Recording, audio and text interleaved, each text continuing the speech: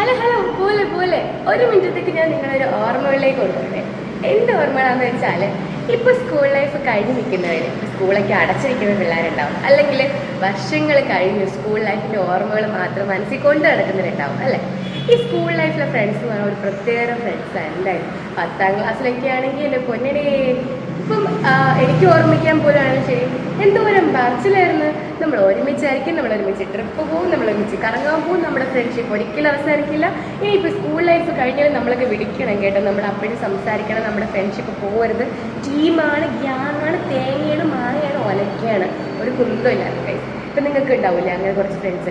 10ാം ക്ലാസ്സൊക്കെ ആകുമ്പോഴത്തേക്ക് ടീമാണ് ടീം. ആ ടീമിൽ എത്ര പേര് ഇന്ന് നിങ്ങളോടുണ്ട്? ഉണ്ട്. അതേപോലെ ഓരോ ക്ലാസ്സിലെയും ബെഞ്ചുകൾക്കും മരങ്ങൾക്കും ഒക്കെ എന്തെല്ലാം കഥകൾ പറയാനുണ്ടാവുമല്ലേ. അവർക്കൊക്കെ സംസാരിക്കാൻ പറ്റുമായിരുന്നെങ്കിൽ അവരെന്തെല്ലാം കാര്യങ്ങൾ പറഞ്ഞത് അല്ലേ.